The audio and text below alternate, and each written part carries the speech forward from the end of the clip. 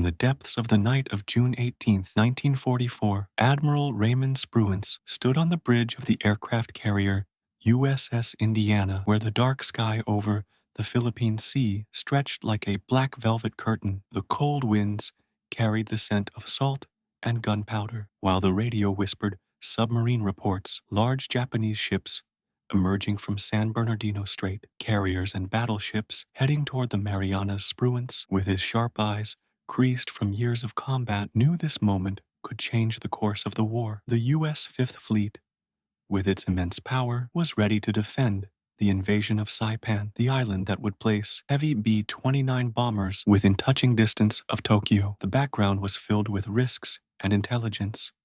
Weeks earlier, American submarines had stolen Japan's secret plans, Operation Z, from a crashed plane in the Philippines. The Japanese, under Admiral Gisakuro Toyoda, were planning a decisive battle to halt the American advance. Ozawa, aboard the new Taihō, was leading a fleet of 9 carriers, but they suffered from fuel shortages and poorly trained pilots. We Americans had 15 carriers, 900 aircraft, and well-trained pilots with advanced radar and guns. Spruance hesitated. Advance at night for an airstrike? No, he decided to prioritize protecting the invasion. Saipan first, he whispered to Mitscher. With the dawn of June 19th, American aircraft launched from Essex, Bunker Hill, and Lexington carriers, searching for the enemy.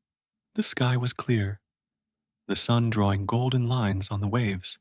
In the command room on USS Lexington, Mitscher watched the radar screens, his cigarette twirling between his fingers. Suddenly, the alarm sounded. Japanese planes approaching from Guam. It was the first wave, 68 aircraft, bombers, and fighters, rushing in from 150 miles. Launch the cap, Mitscher shouted. F-6F.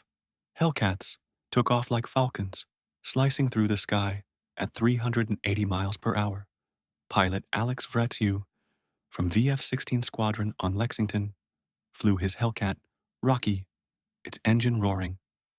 There they are, he shouted over the radio, spotting a wave of fragile Japanese D-4 Y Judy dive bombers, Vretzu dove, his 6 guns firing only 360 rounds in 8 minutes, downing 6 planes, each exploding in a fireball. Japanese pilots bailing out with torn parachutes like shooting turkeys in the Marianas, his wingman yelled, and the nickname was born there. That day, the Hellcats shot down 97 out of 107 in the second wave, most before they even reached the ships.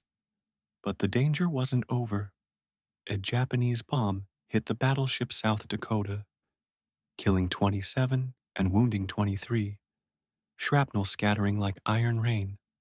On Bunker Hill, a near-miss rocket exploded, killing 2 officers and wounding 85.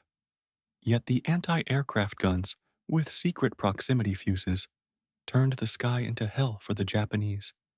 The enemy is melting, the cap leader shouted. By noon, Japanese losses stood at 350 aircraft. We lost only 30, most in aerial combat. Underwater, American submarines struck mercilessly. At 8:16 a.m., Albacore fired 6 torpedoes at Taihō, Ozawa's flagship. 1 hit, causing a fuel leak, and ill winds spread the vapors. Japanese pilot Sakio Komatsu sacrificed himself to prevent a second hit by crashing into it.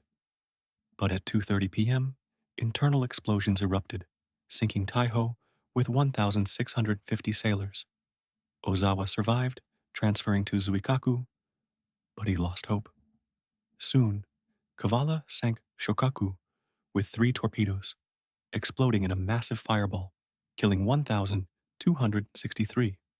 With sunset on June 19th, the American fleet turned west, searching for Ozawa.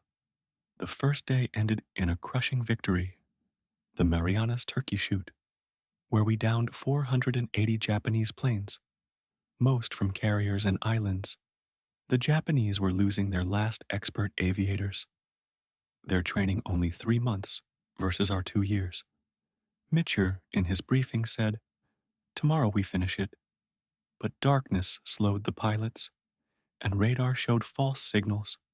Dawn of June 20th, search patrols launched from Hornet and Yorktown. But easterly winds slowed the planes. At 11 a.m., a Hellcat patrol failed to find the enemy. The men on the ships were tense, wiping sweat under the hot sun. Suddenly, at 3:12 p.m., a garbled message from Enterprise. We see them.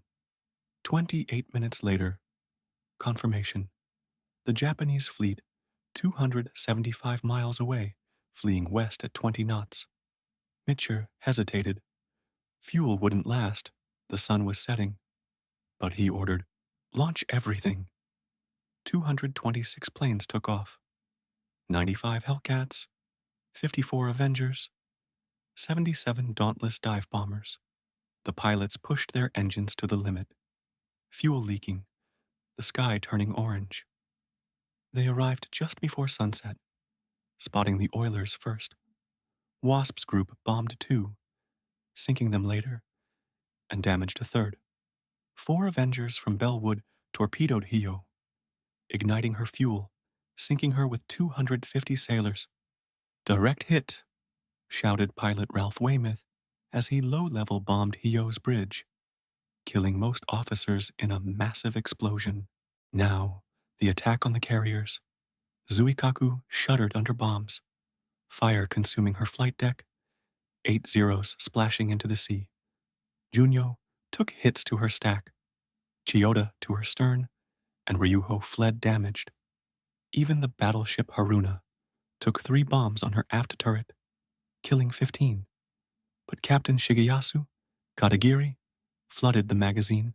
To prevent explosion, 20 American planes went down under gunfire and fighters, and the Japanese shot down 65, but they lost 65 of their 75 defensive aircraft. With darkness falling at 8:45 p.m., the pilots withdrew, engines whispering death. Fuel ran out. 80 planes in peril. Mitscher ordered the entire fleet lit up, despite submarine risks. Flares, searchlights. Save them, he shouted. Planes landed on any deck, 18 crashed, 42 pilots in the ocean, but destroyers and cruisers rescued 143, including Japanese Lieutenant Zenji Abe, a previous survivor, now wondering his fate. That night, Admiral Matome Ugaki wrote in his diary, aboard Yamato, we awoke from the dream of victory, the sky rainy, and the heart too. Ozawa withdrew northwest, claiming phantom victories, but he lost 3 carriers, 600 planes, 3,000 men. We lost 123 planes, 109 lives, no ships sunk. Spruance faced criticism for caution, but he protected the invasion. Mitscher said, the enemy fled, but we won. In the following days, Saipan fell, and the Marianas became bases for B-29s. Japan turned to kamikaze, their carriers mere decoys at Leyte Gulf. Vratsu returned with 19 kills, landing on the wrong carrier due to fuel gunner John Bridges on Wasp was killed by a bomb. His friends collected $2,352 for his widow and son. The men in the fleet raised glasses under the stars to victory in the Philippines. But shadows lingered. 172 pilots vanished into the darkness, their souls in the ocean. Mitscher, in his cabin, lit one last cigarette, pondering the cost. The war wasn't over, but the balance shifted forever. The Fifth Fleet, symbol of American production, built 17 carriers in 32 months, while Japan built 1. The sun rose on a calmer Pacific, but the blood still stained the waves. In the weeks that followed, reports reached Washington, crushing victory, the road open for strategic bombing. Roosevelt smiled at his press conference, and the American people felt hope. In Japan, Tojo fell. Despair spread. Ozawa offered his resignation, rejected by Toyota, but he knew hell was coming, as Admiral Shigeyoshi Miwa had warned today. After 80 years, the story of the Turkey Shoot is told as a lesson in superiority and bravery. Pilots like Vrasiu, who downed 6 planes in minutes, became heroes. Ships like Lexington, which carried men to victory, became symbols. World War II was a tale of losses, but in the Philippine Sea, it was a moment of American light. But let's return to those moments. Imagine the sound of engines, the smell of gunpowder, the pilot's fear as he dives. This isn't just a battle, it's an epic of men against fate, America against a sinking empire. And in the end, victory was ours, because we built, trained, and never surrendered. The story continues with personal details. The tale of Homer Brockmeyer, whose wing was shot off in combat, or Richard Harmer, who saved the lost with radar. Every name a story, every plane a life. On June 21st, the fleet returned to Eniwetok, the men singing, "God Bless America." The losses were painful, but minor compared to Japan's. 90% of their carrier planes gone. The road to Tokyo was open. The epic ends here, but the echo endures. In naval museums, photos of Vrasiu with Mitscher remind us courage wins, industry decides to continue. Imagine the invasion of Saipan, soldiers advancing under fire while the sky is now clear. The war goes on, but the Philippines was the beginning of the end. Survival stories. A pilot ditching, clinging to wreckage, rescued at dawn. This is the raw truth of war. The impact. B-29s, taking off from Tinian, bombing Tokyo, hastening surrender. Without the Philippines, the war might have lasted years. Criticisms. Spruance. Too cautious, but Nimitz defended him. He protected the invasion, won the war. Japan. Ozawa arrives at Okinawa, weeping losses, our dream collapsed. Americans. Quiet celebration, focus on the fallen. 109 souls, but thousands saved. Technology. Hellcats outclassed Zeros. Proximity fuses turned guns deadly. Innovation won. Japanese pilots. Short training. Fragile planes. The loss at Midway was the start. Conclusion. The Philippine Sea marked the end of the Japanese carrier era. America, with its power, paved the road to victory. Thank you for listening.